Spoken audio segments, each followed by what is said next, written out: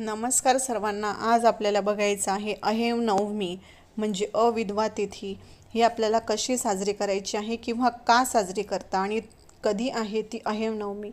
तर ही तिथी खास सौभाग्यवती स्त्रियांसाठी करायची असते. तर यावर्षी अहेम नवमी ही 7 ऑक्टोबर 2023 म्हणजेच त्या दिवशी शनिवार आहे. या दिवशी आपल्याला सौभाग्यवती स्त्रियांची तिथी ही म्हणजे त्या दिवशी आपल्याला श्राद्ध हे त्यांचं करायचं आहे.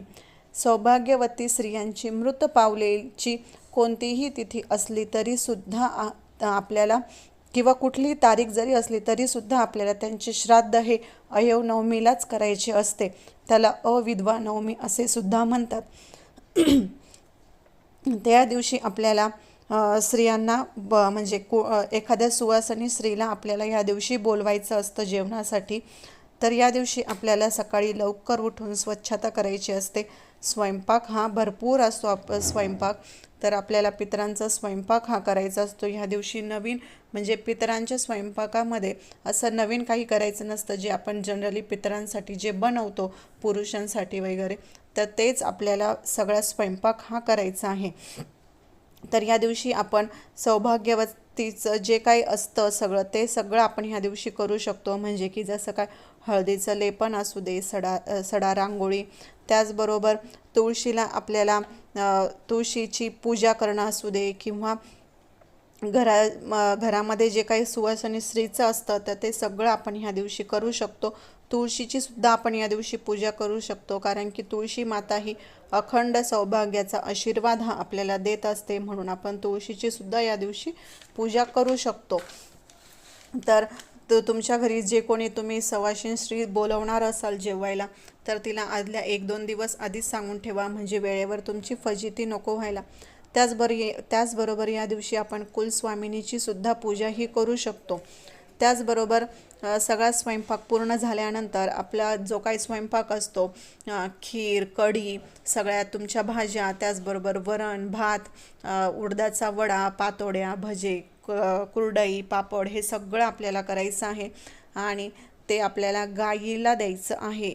तर आयुनवमीचा जे काही घास देण आपण ज्याला म्हणतो, तर तो आपल्याला कावळ्याला द्यायचा नाही, तर तो आपल्याला गाईला द्यायचा आहे. त्याचबरोबर नैवेद्याचं ताट आपल्याला वाढायचं आहे आणि हे ताट आपल्याला जे कोणी आपल्या घरामध्ये मृत पावलेली आपली अहेव असेल, म्हणजे सुवासिनी असेल, म्हणजे आपली आई असू द्या, सासू असू द्या किंवा आपली आजी सासू असू द्या, जे कोणी असेल त्यांच्या फोटोसमोर हे आपल्याला ताट ठेवायचं आहे. आणि त्यानंतर आपल्याला ते आपल्या जे आपण बोलवलेलं आहे सुवासिनी स्त्री, तिला आपल्याला ते जेवायला द्यायचं आहे. आणि त्यानंतर आपल्याला गायला नैवेद्य हा द्यायचा आहे. म्हणजे गायला तुम्ही जेव्हा नैवेद्य द्याल तेव्हा पूर्ण एक माणसाचं पोट भरल इतकं तरी आपल्याला द्यायचं आहे. फक्त एक पोळी आणि थोडं थोडं सगळं वाढून द्यायचं नाही, तर किमान 2.5 तरी पोळी आपल्याला त्यावर ठेवायची आहे ताटामध्ये.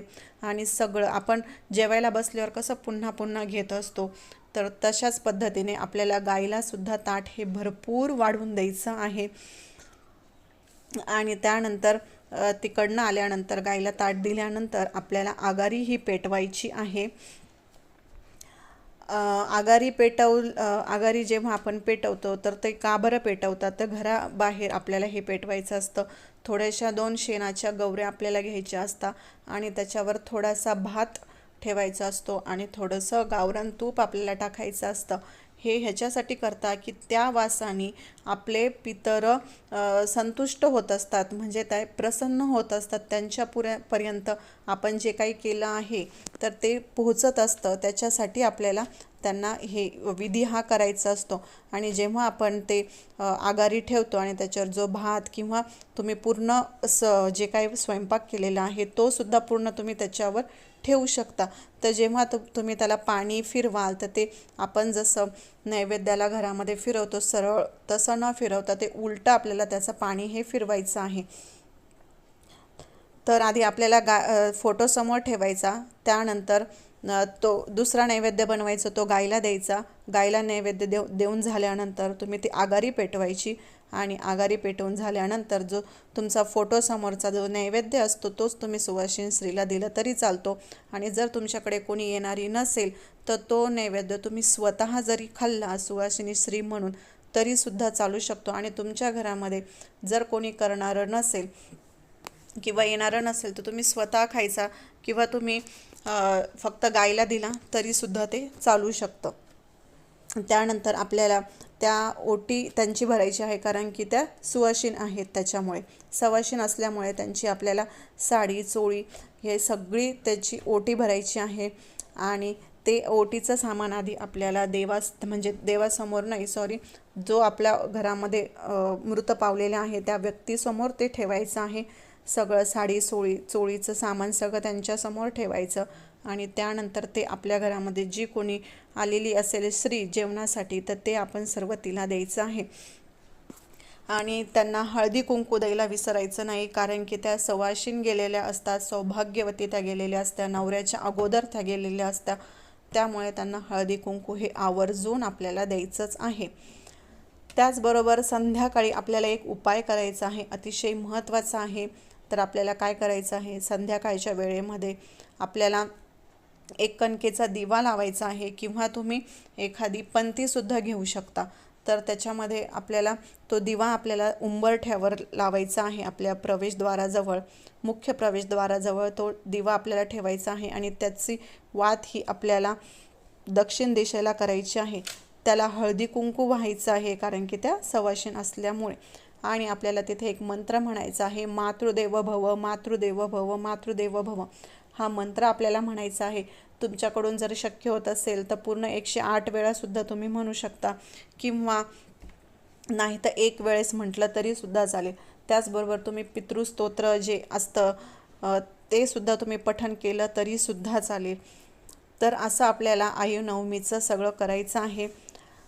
कावळ्याला घास न देता आपल्याला फक्त गायलाच घास द्यायचा आहे. त्याचबरोबर सवाशीन स्त्रीला आपल्याला हळदी कुंकू आवर्जून द्यायचं आहे.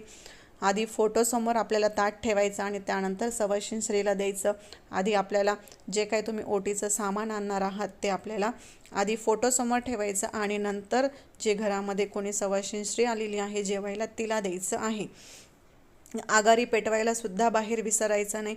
तुम्ही गाईचं जे काही शेण असतं त्याला आपण गवऱ्या म्हणतो, तर त्याच्यावर आगारी म्हणजे आपल्याला ताट हे ठेवायचं आहे, घास हा ठेवायचा आहे. तर अशा प्रकारे आयुनवमीचं सगळं आपल्याला करायचं आहे. ज्या स्त्रिया सौभाग्यवती गेलेल्या आहेत त्यांचीच आयुनवमी ही केली जाते. त्याला अविधवा नवमी असे म्हणतात आणि ती 7 ऑक्टोबरला आहे. तर काही शंका असेल तर तुम्ही कमेंटमध्ये विचारू शकता. आणि आपला आजचा व्हिडिओ कसा वाटला ते नक्कीच सांगा. आणि व्हिडिओ बघत असताना मातृदेव भव हे नक्की लिहा. आणि तुम्ही कोणासाठी ही नवमी करणार आहे ते सुद्धा नक्कीच सांगा. तर आपला आजचा व्हिडिओ कसा वाटला ते नक्की सांगा. आणि आपल्या यूट्यूब चॅनलला लाईक, शेअर आणि सबस्क्राईब नक्की करा. धन्यवाद.